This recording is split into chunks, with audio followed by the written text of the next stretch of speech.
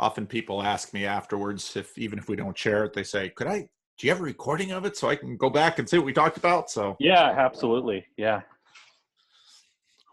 So tell me a little bit about yourself. I reread your email to me. Okay. I think I have a good idea about what we're going to talk about, but anything's fine. So, Okay. I actually made some notes. So anyways, you have your very own document. All right. So, okay. My name's Alex. I live in Nampa, Idaho, which is pretty close to Boise. Let's see here. And turn you up a little bit. I'm an engineer. I work on robotic systems, which is kind of exciting. Yeah. Anyways, got a wife, a couple kids. I am a lover of Pink Floyd. Yeah, Okay. yeah. Let's see here. I'm a competition shooter. Really Yeah. So interesting. I got second in our local state ring this last year. So I was pretty happy about that. Wow, that's awesome. Yeah. So, anyways, yeah, and I'm a lover of hot sauce. So hot sauce. Very cool. Very yeah. So cool. like spicy things. So yeah, that's me. So you grew up in a Christian home, Mm-hmm. and a number of people in your parent, grandparent, extended family. These are people who have positions of leadership in the Christian community. Yeah, I'd say so. My grandfather, he was a Church of Christ pastor for a long time, Okay. and then he was actually the president of a Bible college. Okay. For quite a while, and actually I went there for 1 year. Okay. And so yeah, so my uncle is a pastor of a fairly large church in the area, and so lots of. But on my wife's side, there's lots of pastors over there too, but that is kind of a different story altogether. So. So you both grew up in very Christian contexts. Absolutely, yeah. So I grew up in the Christian church when I was younger. The churches that we went to, it wasn't always my the family church, so to say, because we went to we lived in Tennessee for quite a while, and so we had no family over there, and so we had we just kind of found our own church there, and it was very what do you say, education oriented. Mm-hmm. So very factual, theology, so I, even before I went to Bible college, I still had a pretty good biblical foundation, but I would say that it was a very let's say filtered type of foundation. Okay. So and I really appreciate how you've talked a lot about this, is like it all derived from the authority of the Bible. Yep. Downward. Yep. And so it wasn't the bottom up approach. Yep. And so so yeah, and I still I still follow, this is probably a bad idea for me, my third grade Sunday school teacher on Facebook. She's got three big things. She is a huge Ken Ham fan. Wow. So yeah, and but then also fluoride in the water, and anti-vaxxing. So Yeah. Well, actually, there's in California, there's a lot of people who are, very new agey, who are also anti-vaxxers. So yeah. It's just kind of weird though, and so I remember, because I hadn't been back to visit in a long time. But my dad and I, about a year ago, a little over a year ago, we went over to we flew over just to see anybody, and that's the first time I'd been back for a long time. And as it happened, we all went to get dinner together. Yeah. And so here I am sitting with my dad and a couple other friends and my third grade Sunday school teacher. And somehow something comes up, and I can't remember what it was exactly, but something about, starlight or something like that. And she's always, I think it's the only thing she talks about is, the Ken Ham thing. And I brought up some argument, something about like, yeah, well, the galaxies are quite a ways away, and we're seeing the starlight from those, and boom, all of a sudden I am no longer a Christian. Yeah. Yeah, so type stuff like that, and so um, and other things happened in that church, like for example, I was big into the music when I was just learning to play guitar. I bought my guitar from the worship pastor uh, when I was very young. I was 14 or something like that. I bought it with my own money from him, and but and so he's somebody I looked up to, and he actually came out as an atheist not too long ago. But it was a really weird kind of route that he took. It was kind of like what do you say? It seems like he was more running from God than running to something, if Hmm. that makes any sense at Yeah. all. Yeah. And it Yeah. came out that there was some, that he had some um, exactly what the nature of the relationship was, I don't know, but something along the lines of either an affair or an emotional affair with some of the members at the church and stuff like that. And so in his videos on YouTube, and I watched it, and it was kind of heartbreaking because he's it came across as very spiteful, very Mm. you know he says that he was not mad at anybody through in the church or anything like that, but it was his kind of demeanor kind of said otherwise. And he even rewrote well, it was an old hymn that he actually rewrote to be an atheist version, but it was Wow. almost so bad it was cringeworthy. I mean, like, Wow. I'm trying to remember the which hymn it was. It'll come to me. But yeah, so anyway, so that was kind of weird. You know, we moved back, and eventually, I was always told that I was going to be an excellent pastor. Hmm. And that was just kind of it was kind of a given that that's who I was going to be. Hmm. So I left, did my first year at Bible college. I won't say which one, but very, let's say, conservative Yeah. type place. Not quite Bob Jones, but something along that line. Okay. Um, very anti-alcohol, anti-tobacco. Those are the Hmm. couple of big things that they Yeah. harped on. And Yeah. we're supposed to dance, stuff like that. Yeah. So here I am, a 18-year-old kid who always kind of had a little bit of a rebellious streak, trying to find out who I was at this place of people trying to be the best Christians they could possibly be, Yeah. which is always kind of interesting because I think that a different part of people comes out in an environment like that. Everybody's on fire, a lot of for good and for bad. Yeah. Yeah. Yeah. Um, and so thereafter, they're eager to make their dent in the world. And Sure. yeah, Yeah. and but it's something I didn't really feel like I really fit in that well, and I kind of found myself more aligning with the outcasts, Hmm. like the people that were kind of the rebels in the group, and Hmm. um, it's not like that. Well, my grandfather was the president, and so that's kind of something, where Yeah. he was the person that everybody sucks up to, Yeah. no doubt about it. And I was kind of different because I could just walk around in his office and sit down and say, "Hey, Grandpa." And so, and the 18-year-old me was also, there was a certain aspect of like I didn't know how to navigate that sort of stuff, and so I didn't know who I was, and I Sure. had some serious doubts about what I believed. But the thing is, like, granted, I only did 1 year, but Hmm. everything, the foundations and stuff they laid seemed very surfacey. It's just like the assumption was the Bible is true. Everything from there, you know, everything derives from that. Yeah. And Yeah. well, like, what if it's Yeah. not? Nope, we don't talk about that. Yeah. And Yeah. that's something. So so I did 1 year of that, had enough. I joined the Coast Guard actually. So I did the military thing, and that was even more awkward, to believe it or not, because here was the Christian boy who was trying to, you know, on one hand, I wanted to leave it behind, but on the second, I was, trying to, maintain. I understood that there was something valuable about it. Yep. Oh. There's somebody's Yeah, kitchen. yeah, that was Nathan. I'm going to talk to him later. He probably just clicked the link. Let me just close the room. Come on, Nathan. Um, Nathan's a good What the guy. heck? Okay, here we go. That way, people don't have unexpected poppings in. That's okay.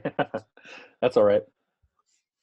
So, like military, I didn't know who I was. Then I got out, came back to Idaho, got married anyways, and that was, well, gosh, we've been married 9 years now, and now we have 2 kids. Wonderful. And that seemed like 10 minutes ago. I mean, just, I don't know what happened, but here we Yeah, are. And so, we've attended, non-denominational church since then. And, and I kind of would say that, for the last, maybe 8 years or something like that, I've just kind of act the part, yeah, you know, yeah, I come because it's important to my wife. yeah.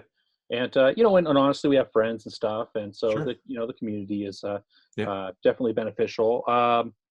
But, there was, something deeper that was just kind of leading to, some turmoil, so, we had problems in our marriage. We had, um, there was a part of me that's always been my dad that never seems to go away. And I think I'm a lot more aware of it than he is, but it's yeah, still there. yeah. And, it's the guy with the short fuse, kind of a temper, things like that. And plus, not,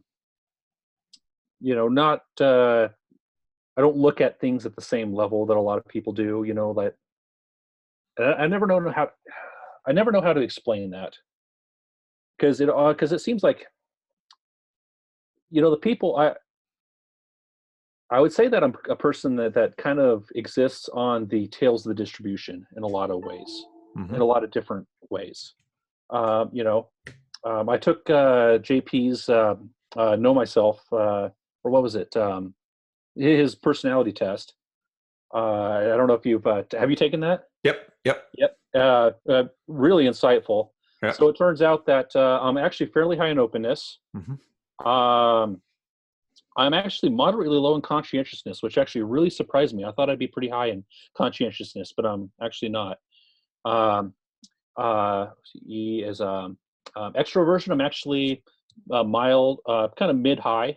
I think I was like a 56 or something like that. So not high, not low, but Um, agreeableness. I think I was either 2 or 3%.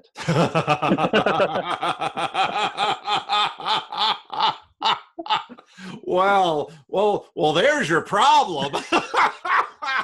You're I high in disagree. openness and low in agreeableness, and you're in a tightly wound conservative community that essentially demands conformity. Well, that'll explain a lot. Now that you say that, it's kind of obvious, isn't it? Well, I mean, these big five, they don't just they just don't pop out of the ground. They're also developed in these Oh changes. yeah, yeah, yeah. But Well, then, still, I so mean, the because last one. the ethos of these communities, obviously, and I grew up in the Christian Reformed community, and everyone has their own little things. But these are, if you're high in openness and you're low in agreeableness, and I mean, it's there's going to be friction. Oh yeah. So, but there's one more. Neuroticism. Okay. I'm a 98. Wow. So it's going to Yeah, bother you too. it's gonna bother me. If you had low neuroticism, well, then, you're high in lowness and you're low in agreeableness and you're low in neuroticism. It's like, I Well, don't there's care a what you couple, all think. and honestly, like when I was reading it, it said, like, don't take this if you've been kind of, low, or things like that. Yeah. And so, and I actually, like, when I first like paid for it, I read that. I closed my laptop and I thought, you know what, I'm going to wait a little while before I took it. I did, but I still probably, it was probably still, it wasn't the lowest day of a low week, but it was still a kind of a low week, I would say, Yeah. on a particularly low month, I would say. Mm-hmm. And so, maybe there's room, and I've taken other ones and trying to be, not let what I know influence me. And they came out a little bit more optimistic, Yeah. And so, so, there's things that could contribute to that. But, so as you might imagine, that, yeah, this whole, stack up, what is pretty tough. And it brought me to a place that was not good. And it went so far as to bring me to a place where one night I was standing in front of my wife with a gun to my head, Mm. my own head, and and asking her, "Is this what you want?" Mm. And I'm a guy of pretty strong determination. You know, I loaded the gun before I went in there. Wow. And I told myself, I'm pulling this trigger. Oh my. And but I looked at her and I understood in that moment what it would do to her, and just like I couldn't, Yeah. think like, okay, the I just realized what I was about to do to her, Yeah. and I'm Yeah. like, okay. I Yeah. put the bullet in the floor instead. Um, Not exactly a high point in my life. No. That No. was a year ago, September. Okay. Um, so, anyways, then the police came, Yeah. which is Well, yeah, yeah, fired a firearm in your house or hmm yeah, yeah. yeah. So, anyways, so yeah, and there's a lot of duality to this because on one hand, you know, that was absolutely not acceptable. Yeah. It was the product of a place I was in, Yeah. but that I should never have been in. But I, and I take full responsibility for that, and I own that, Yeah. right? Yeah. Um, that being said, the state was not helpful. There was an immediate because they turned it into a domestic violence issue. That's right. That's right. Yeah, and so they because they kind of spun this narrative, Yeah.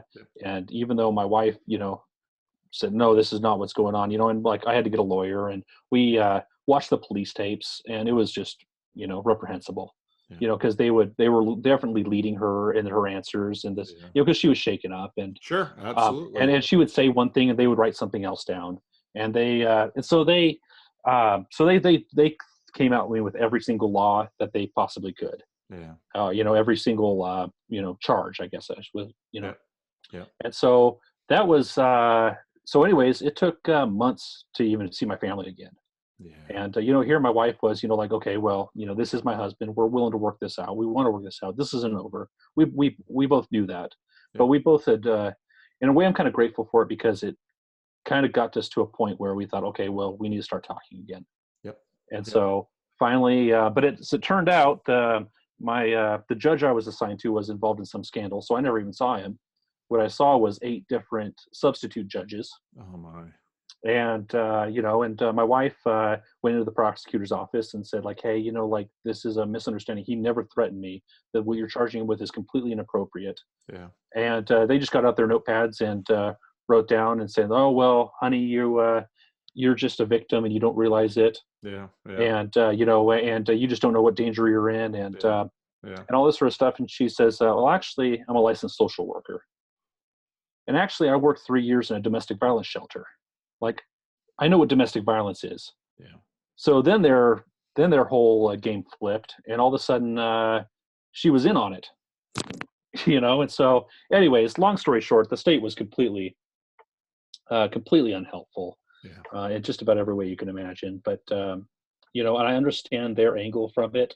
Yep. But it was amazing though, because when we finally reached a judge who actually listened, he actually listened to my wife, and she gave her a little speech, and he's like, okay, this is turning around right now. Okay. And so I would say the outcome was about as good as possibly could have been under the circumstances, and then a little bit better than that. Good. Good. So, so legally it's behind me now. I don't Yeah. even have a record, like we took a Wonderful. deal, but, so that was a weird blip. Yeah. So anyways, all that to say though, I was stuck in a cell that night and I was in medical isolation, which is not isolation. It's, I was locked in a tiny room with a bunch of other people, no clothes, because you might hang yourself if you have clothes. Right. So you're wearing a little cover, basically. It's kind of like a horse blanket almost. It's um, concrete floor. That was it. Lights that don't turn Wow. off 24/7. So I did a lot of prayer that night, or the Yeah. next 3, and I was there for 3 days because that was a Friday night, and then I was there until Tuesday morning. And I tell you, man, that was an eternity. Yeah. However, so I'm not doing too good, and I finally get my grandfather of all people bails me out. So yeah, Yeah. and I go in and move into my uncle's loft. He's the pastor. Okay. because he has had a little loft over his garage, and so it's kind of an office thing. But hey, you can crash here for a while. Yep. I open up my laptop, and I need something to get my mind off of things because I just got out of jail, Yep.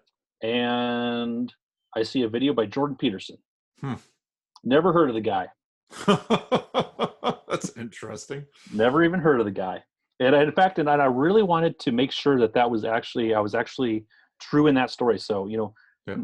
you can say a lot of things about Google, but they record everything. Yeah, And they so, do.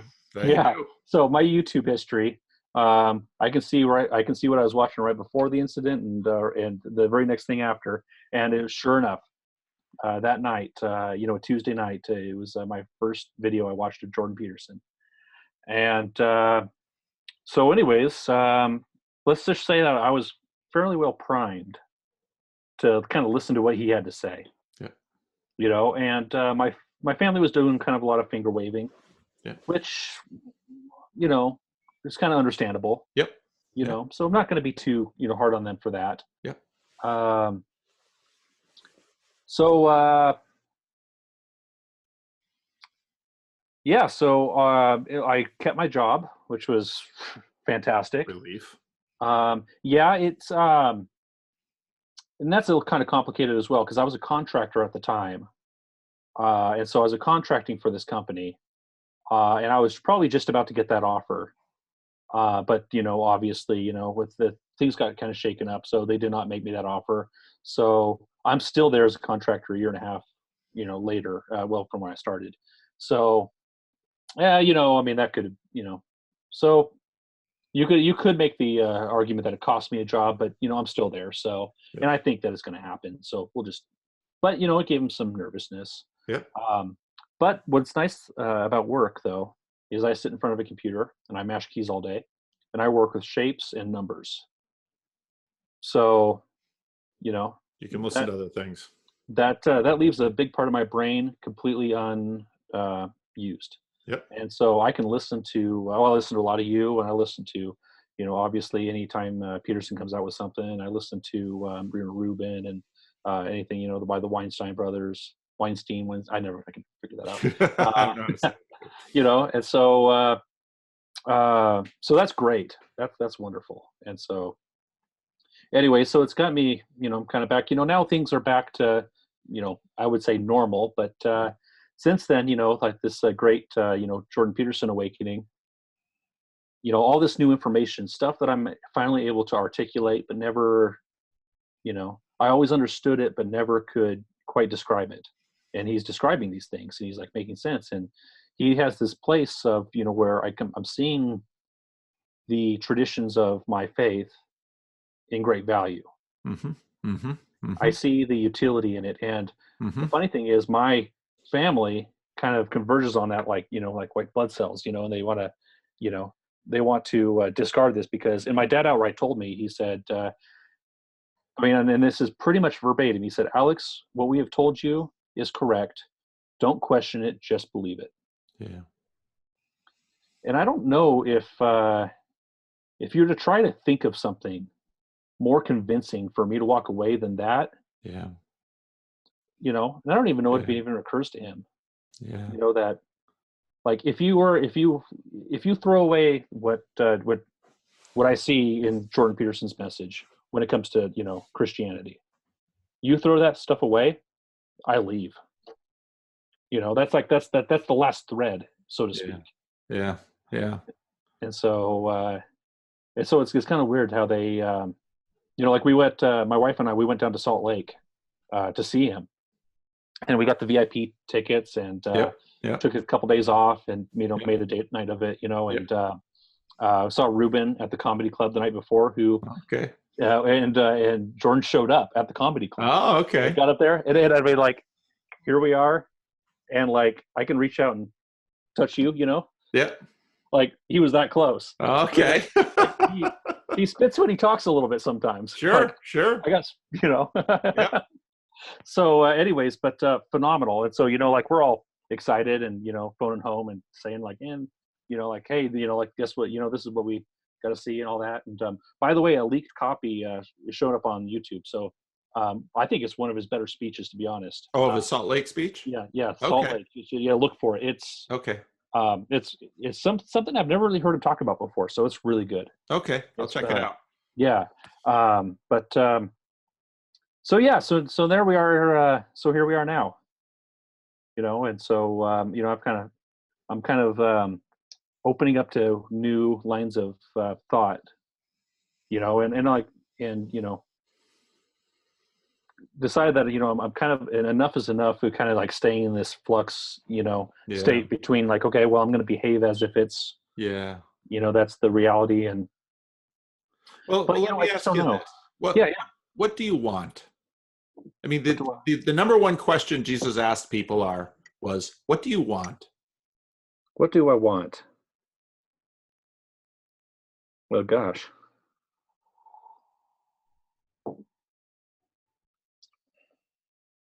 that depends on the day you ask, I guess. Or what do you want now? Right now, Yeah.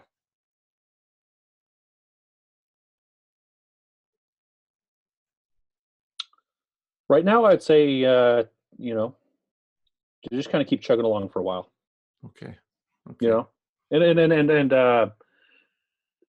I understand that those were I don't let those words be too concerning, like Don't worry about what I think. yeah, well, I mean, well, here's the thing about being depression and and suicide and things like that is you talk about it, people treat you very much different.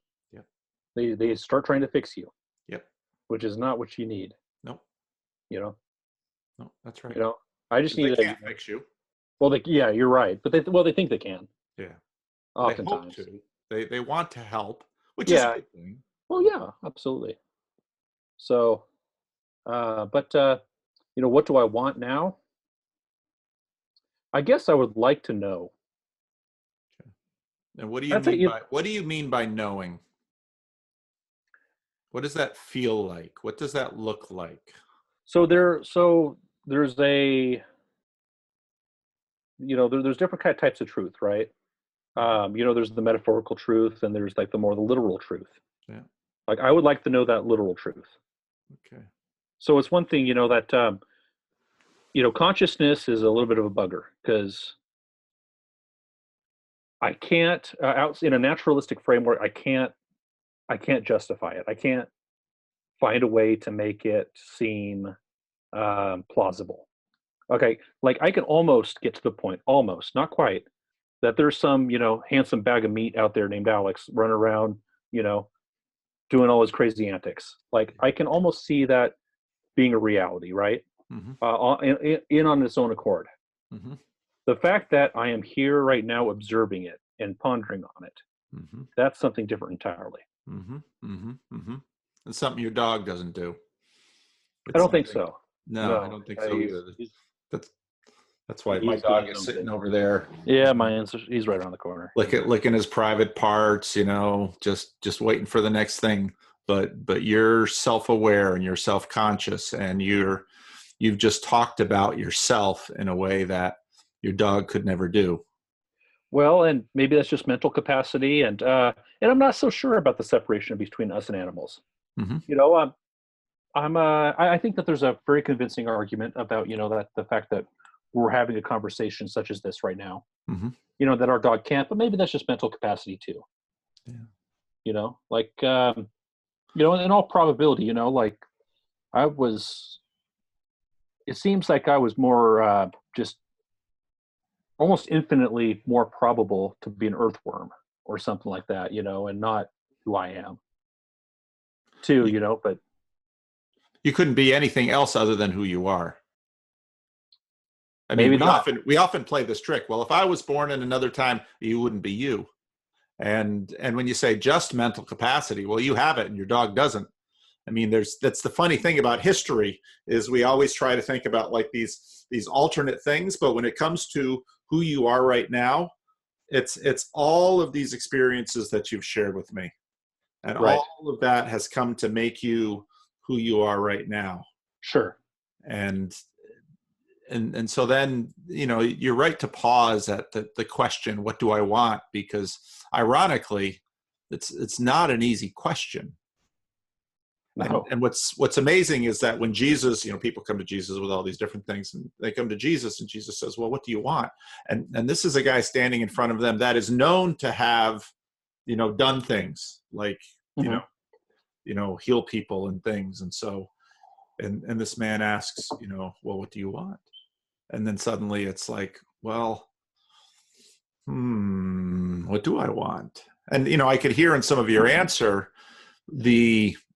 the trip that you've been on through the criminal justice system and through the social service system and all of that. I mean, part of what you want is, okay, I want to have my job, and I want to have my family, and I want this to go well. I want to have a certain kind of relationship with my wife. I want to have a certain kind of relationship with my kids. And part of you wants to have, a certain kind of relationship with your father and with your uncle and with your grandfather. And so, and in a sense, some of what their religious tradition has said is, unless you adopt these things in this certain way, or at least pretend like you do, or tell us you do, we are not going to have, our relationship with you is going to be limited. Absolutely. And that then, and you hear that, and part of you thinks, well, what does that mean about these things that you want me to embrace? Because here's the irony of your situation. You can lie to them. I could, and I have. Yes, and plenty of people do, and you know that. You told me the story of the worship pastor who, had lit out for the territory and did a video and redid a hymn. So you can lie and then have those relationships, but well enough that relationship won't actually be whole. It won't actually be authentic, is the word we're using now for it. It won't actually have integrity to say, Dad, these are some of the things, these are some of the questions that I have. These are some questions that the answers you're giving me, I don't find compelling or satisfying. Yet at the same time, I'm your son. And how can we have this relationship? Now, it's noteworthy again that your grandfather took you in, your uncle, and that's where this all gets weird, because on one hand, they're family, and they stood up for you, and they said, I'm not going to let you sleep on the street. You can come in here and you sleep here. Now, I get my little talking to you about this stuff, and I'm going to lean on you about this stuff, and it's going to irritate you, but I'll still take you in. Sure. And that's, so then suddenly it's like, well, how do I negotiate these relationships? And how do so I want to know the truth. And I want to know it. Yeah. And the irony is that, you talked about literal and metaphorical truth. This is some of the stuff I get into some of my videos.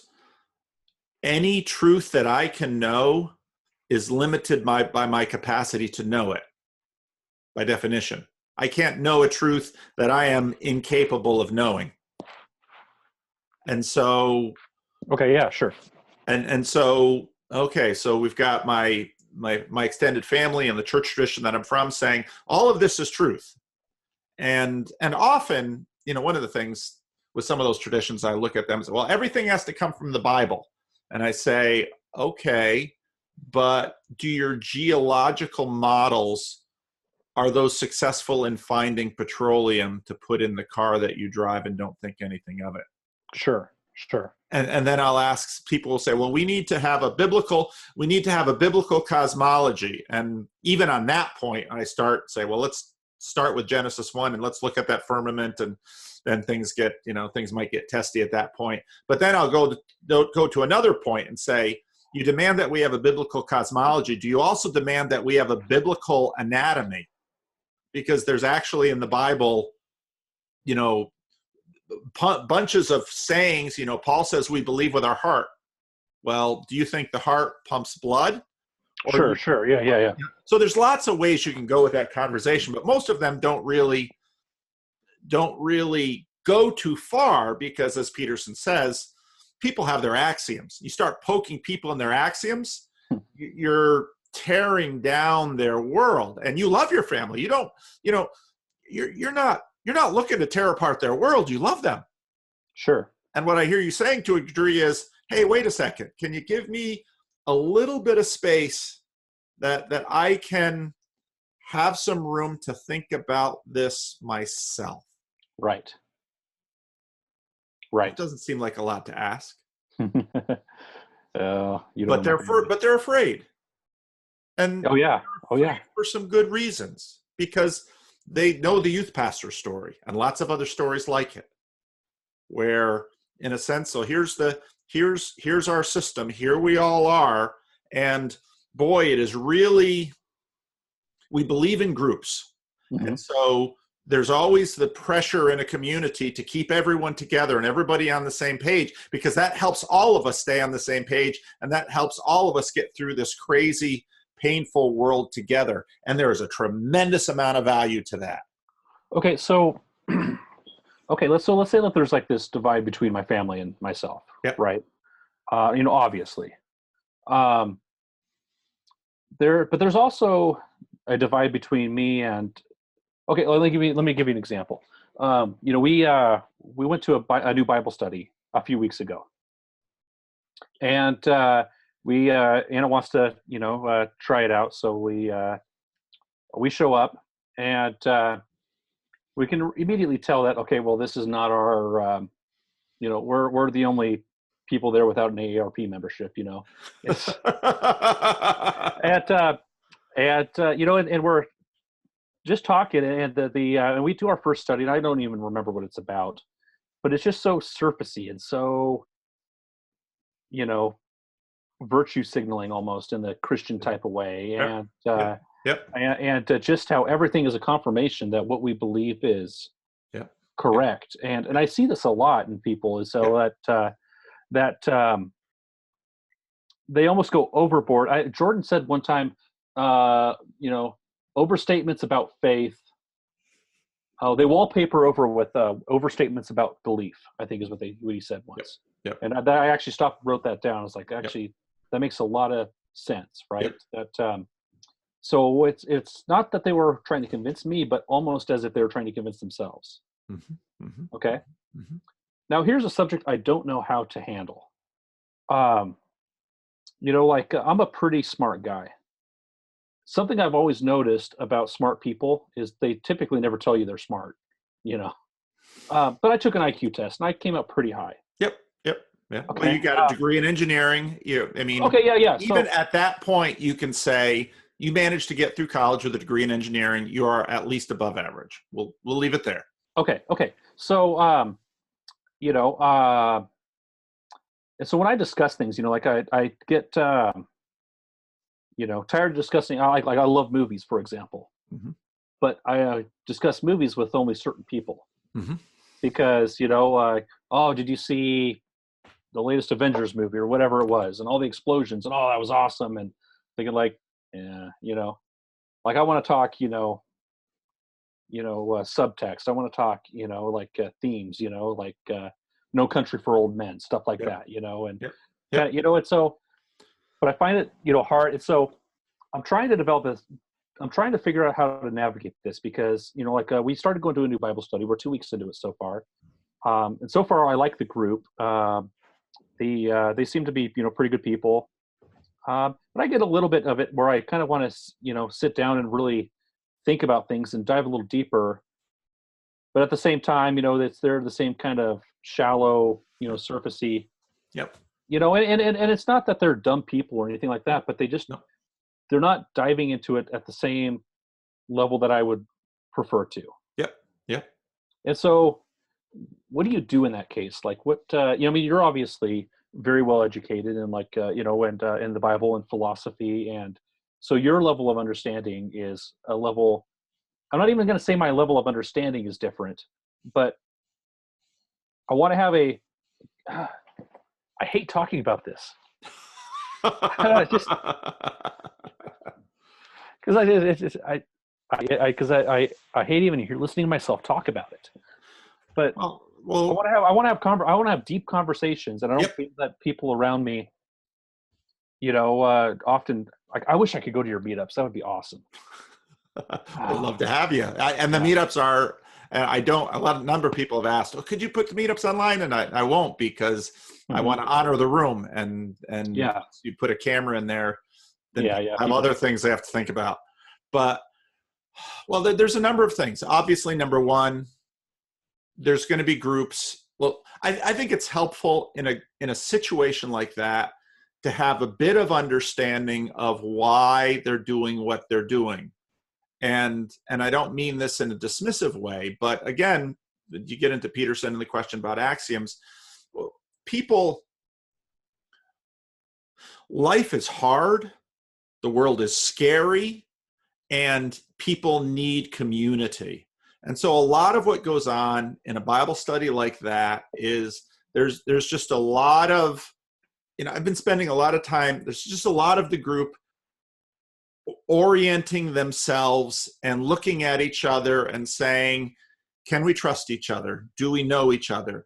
Are we a group? Can we find solace here? That's a big piece of it. I've been doing a lot of thinking lately about what's the relationship between words and ourselves. And like somebody writes me and says, I want a church without creeds. And I'm thinking, I can't imagine a church without creeds. That'd be like a person without words, where what we're doing right now via conversation is we're mapping the world and making a common map so that you and I can explore territory together and learn from each other. That's what we're doing.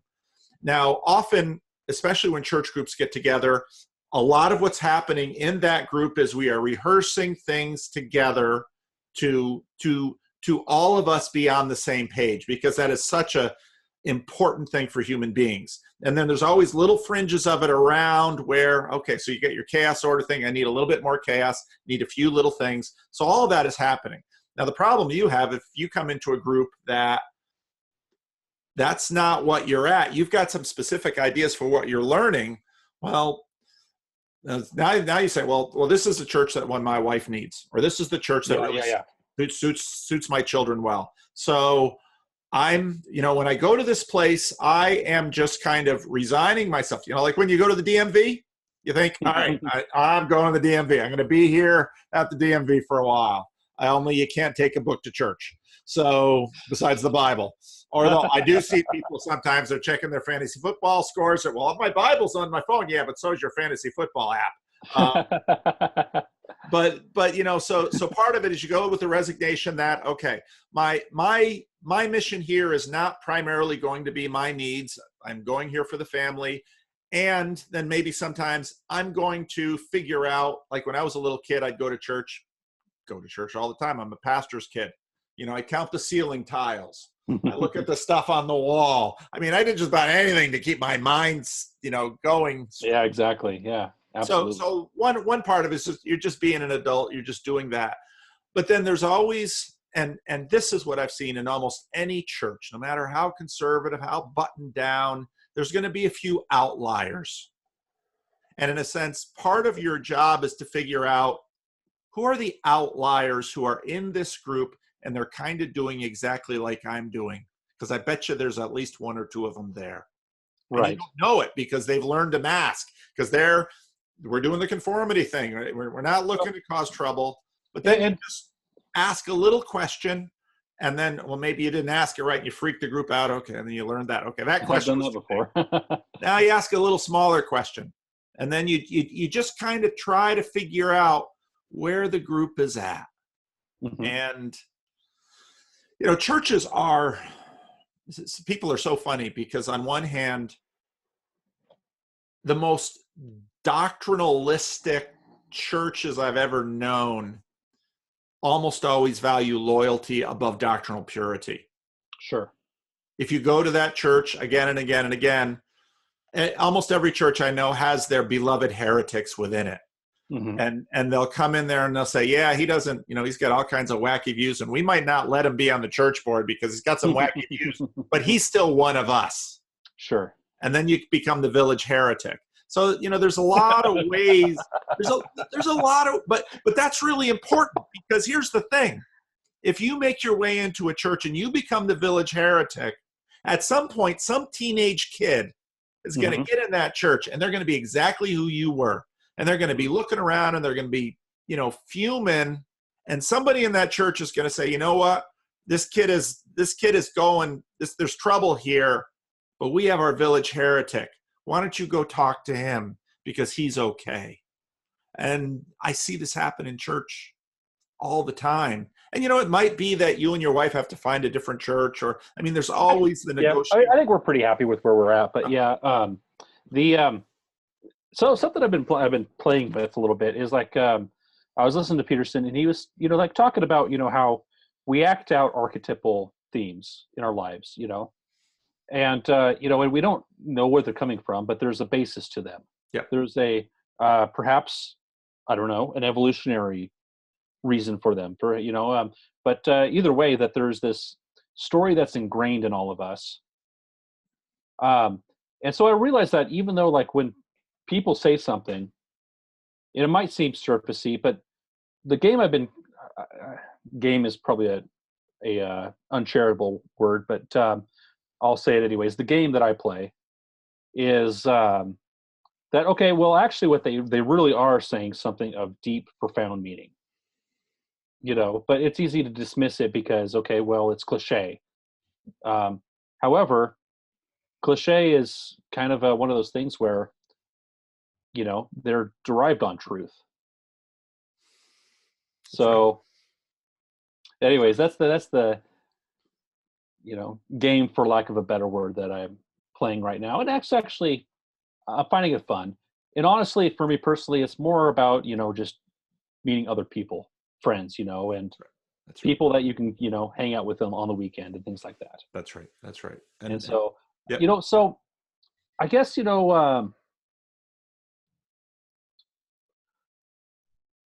back to the belief thing. What is it exactly if I say that, okay, if I were to place a bet to whether on the existence of a metaphysical God, and Peterson avoids this issue. Right. And I know you've talked about that recently. Yep. And I find it frustrating. Yep. But let's say that I had to place the bet. I would probably say not. Mm-hmm. Okay. However, he also says, and I also don't want to play the game where, okay, my faith is different than Jordan Peterson's, and we talk a lot about him, but I want to make it very clear that that he is not, that if he makes up his mind tomorrow, my mind will not necessarily be made up. Absolutely. You've got some boundaries. You've got identity. Yep. Yeah. And so, but what I would say is that if I were to place my bet, I would say no. Mm-hmm. However, I am willing to live my life as if God exists. Mm-hmm. Not because of fire insurance, or not because of, like maybe conformity into, not wanting to disrupt, but I do see the value in it. And that's one thing that I very much appreciate of him, is laying out that value. Mm-hmm. Mm-hmm. Mm-hmm. Is that the same thing? Or is that, where does that get me as a Christian? Does that count as salvation?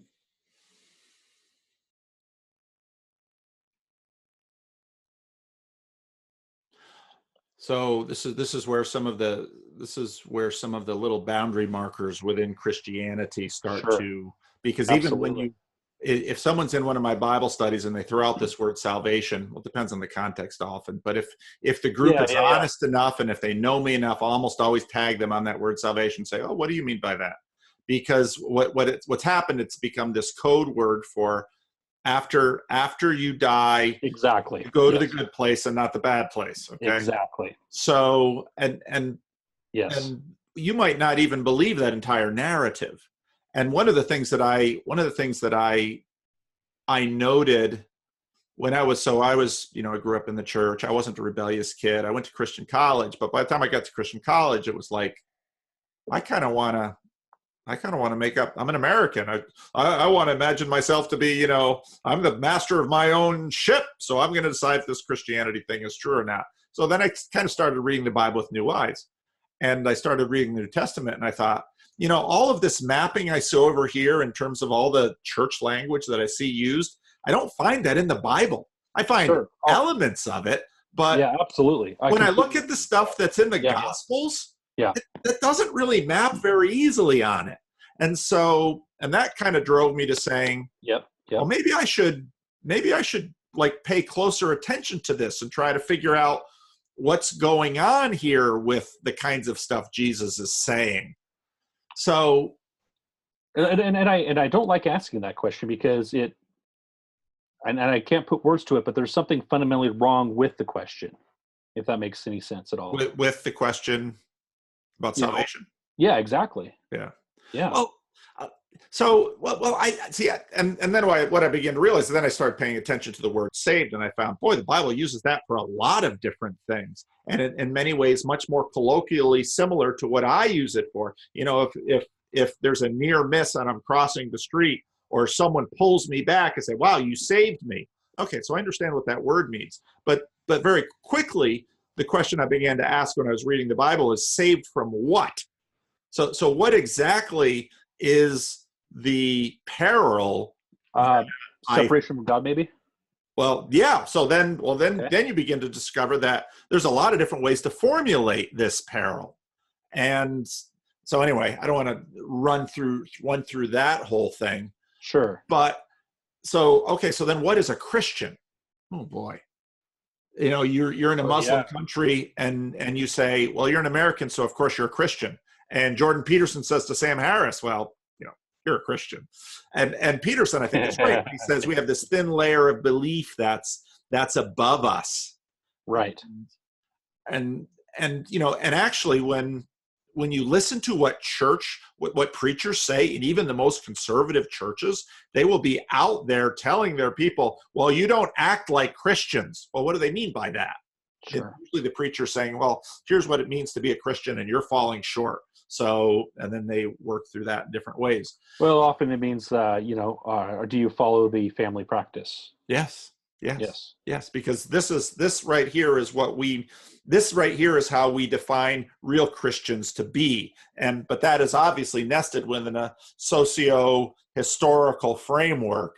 Mm-hmm. So then it comes to me, well, who gets saved? And then you start reading the Gospels on that question, and you find, a centurion who has a sick slave, who's a Jewish slave, and this is a Roman centurion. So, Jesus doesn't stop and say, hey, you deserve to lose your slave, you lousy Roman, subjugating the people of God. Jesus doesn't say that. Jesus, the centurion says, can you come to my house and save my slave? And my slave is sick. And Jesus is like, okay, I'll come to your house. And the centurion says, no, you just stay there. I understand how servants and masters work. Just say the word and he'll be okay. And Jesus says, I've not found such faith in Israel. And you think, okay, so here's a guy who is a pagan, he's a centurion. He's not part of the people of God. And Jesus says he hasn't found such faith in all of Israel. Well, what does Jesus mean about that guy? And then you have Matthew 25 and the sheep and the goats, which some groups like to point to.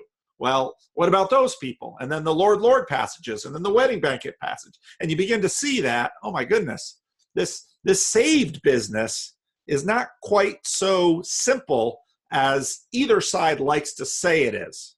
Mm-hmm. So where does that leave me?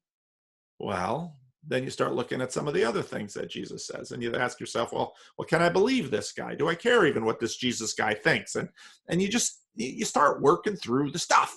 And, and when I listen to you, I think you're working through the stuff. I mean, you went into the underworld in that cell. Oh, yeah. You get out and you found Jordan Peterson. It's like, oh, and it's bang. Well, and I think that other family where he's like, okay, well, JP's the new savior, which is obviously ridiculous, but yeah. And you're not going there, but right away you find someone who's helpful. And then, you'll probably find a series of people who are helpful. Mm-hmm. But you're here's another nice little fact. Often, when you're 18 and you're in your early 20s, you're getting an education and your hormones are going crazy and you're thinking about who you're going to marry and who you're not going to marry, blah, blah, blah. You're going to get a job. In your 20s, you kind of settle down and you get a job and you have a couple kids. You get your 30s. Well, what do you do in your 30s? Well, now suddenly you've got a few things in order and you begin to say, what do I really think? Mm-hmm. Where should my life really go? And so in many ways, in my opinion, you're doing exactly what you should be doing. Now you're making your family nervous, but okay, they'll be a little nervous. They'll be all right. They've shown themselves. And the further you get, you'll probably, and you probably already do, you say, my grandfather, my uncle, my father, I really esteem them for their, when I was in trouble, they didn't say, oh, you stupid heathen pagan, go live on the street. No, they stepped up.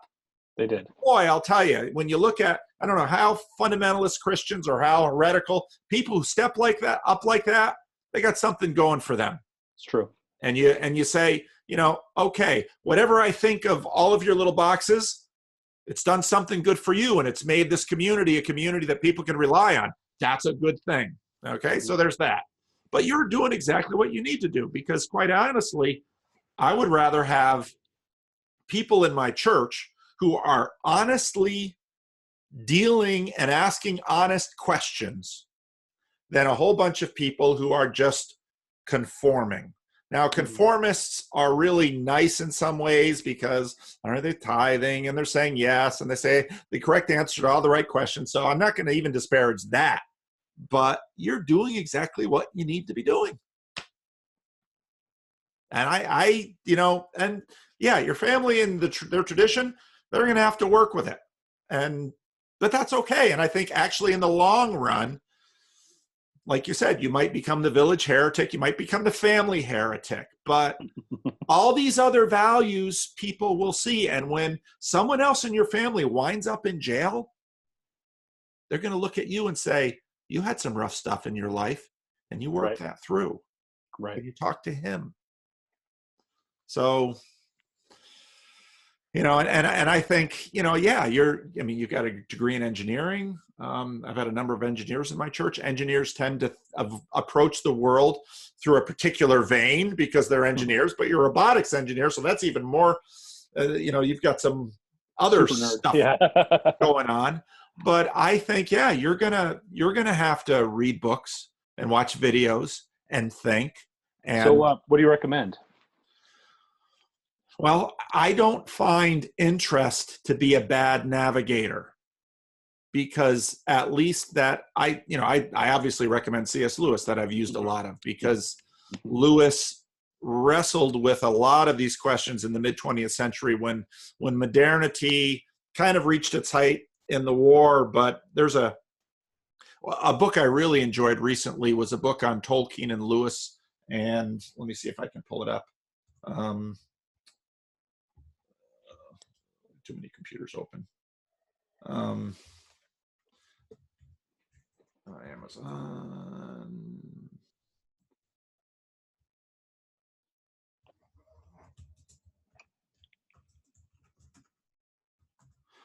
I also just finished, and the video I just put out today, I read Andrew Klavan's memoir. Oh, yeah. It was a lovely book. Lovely book. Oh, yeah.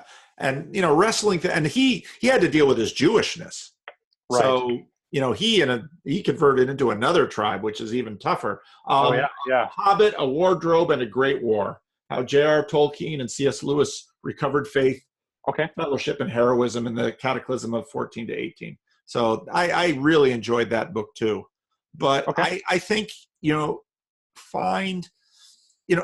here's the crazy thing. So, you come home, you turn on, there's Jordan Peterson. Well, truth was there were probably 8 videos on that screen. Why did you zoom into Jordan Peterson? Well, because question. Your whole mind is smarter than the little conscious part of you. Sure. And so interest actually isn't a bad thing to pursue, because what interest kind of says is that the unconscious parts of your mind are telling your eyes where to look, because that's what needs feeding. It's not God, but it's an indication of where you actually might be productive in your exploration. Or sometimes it's God. Sometimes it's the Holy Spirit, baby. You know, I want it to be true. I do. And I think, you know, and even belief. And that's what frustrates me about, well, you should believe this. Well, you know what? Belief isn't subject to my will entirely. It's not. No. And for you to be honest, and for them to, in a sense, you know, you lose status for being honest. Well, yeah, you do sometimes, but yeah, you'd rather be honest and right, and you're right for that. Well, and I don't know if I even have the vocabulary right now to to describe that, because if you ask me if do I believe, I would say yes. But if you ask me if I were to make a bet on which it was, I would say no. Oh, that's interesting. So what that there's something there that I'm still trying to untangle. Yep. Yeah. No, I think you're doing the right thing. You're working out your stuff. And Yeah. and I think to a certain degree we all have to do it, but again, if for some people it's more complex than for others. It just is. Well, and it also, like, and I see this in me as an engineer as well. I always start at the bottom when I design something, and somebody say, "Oh, I got this, this, and this, and you can use this and finish it out." Nope. I want to start from scratch every time. Yeah.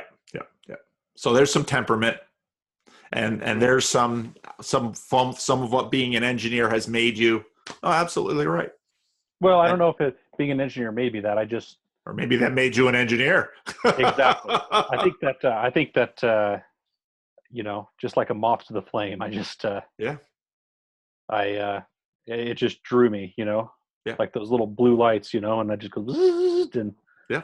Eventually, Yeah. when I reach the light, who knows what'll happen. Yeah. But and it's, part of what's difficult is, a lot of people say, "Oh, I wish I lived in Sacramento so I could go to your." Well, maybe you wouldn't, maybe you wouldn't. Well, you gotta work that stuff out.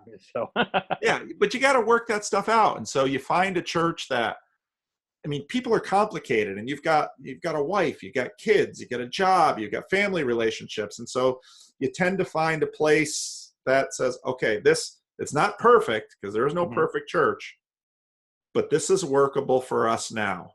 Yeah. And there'll be upsides and downsides, but part of what working it means is that I'm going to find out how I can achieve some of my goals of growing and learning. And when I remember going to seminary after college, and I knew a lot of seminary students. They were griping about the seminary. It wasn't a spiritual place. It wasn't doing this kind of thing. And I went to seminary. I said, "Look, this place is what it is. I'll get from it what it has to offer.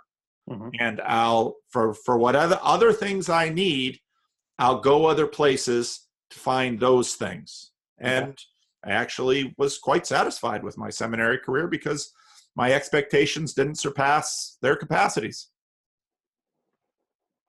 So you work it through. I hope this has been helpful. It is. I'm actually really excited to have had the chance to talk to you. This is really great. I was very nervous when I got to go. Here's the way I saw it is like the tickets were not cheap, but they sold out just like that. I mean, they were gone. Yeah. And the only ones left were the meet and greet, and they're like, well, I guess we're paying for it. So the way I see it is we paid like something like $17.81 per second for like a 30-second therapy session.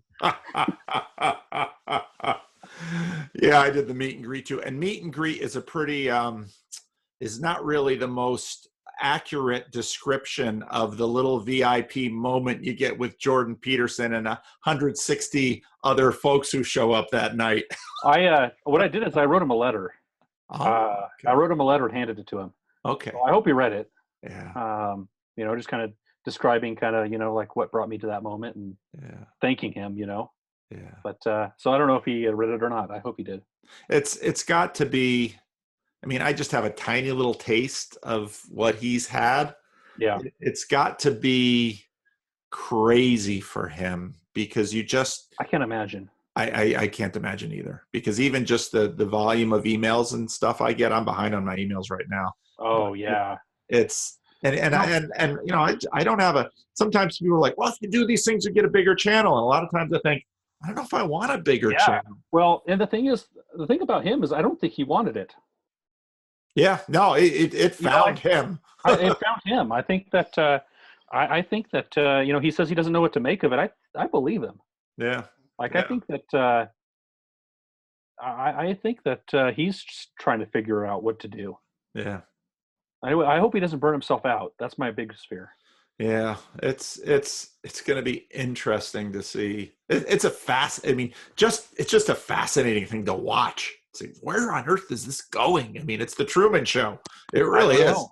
I don't know. I mean, there was something that came out today. Like he was griping on Twitter about something. I didn't get a chance to look into it because I was at work. But the the hit pieces and this, and that's kind of like the way you know that something's going right is when you see the opposition to it. Like for example, like political movements and stuff like that, or political figures for that matter. It seems like the candidate that you like the most is the one that they attack the most. Yep, yep. Anything consequential will attract adversity. Absolutely, absolutely. Yep, And but yeah. no Well, I question about think it. I'm a little bit over on time, so Well, I'll tell you what, I'm going to send this to you because I very much want you to have a chance to review it before I would post this, because there's a lot of personal stuff on that. And so, it's sure. important that you consider it and then you decide. Okay. And it's, it's completely up to you. But it's, like for me, the delight of having a small channel is this, that we can have this conversation, because Yeah. your story enriches my life. And Okay. and I learn from it and I grow through it. And so I actually think and hope that that will also be true of your family with your story. And I really do think it will be true, because just listening, if they're the kind of folks that'll say, you can stay here. They're sounds like they're good people. Well, that's the do we put it on the internet or not? That's one thing. Do I send the link to my family? That's a whole nother one. I can understand that. Well, I will send it to you, and you can do with it as you will. And if you'd like me to share it, I'd be happy to share it too. Okay. All right. Okay. Well, I appreciate that. Well, thank you, Alex. Okay, thank you. Pleasure to meet you. You too. Bye-bye. Bye-bye.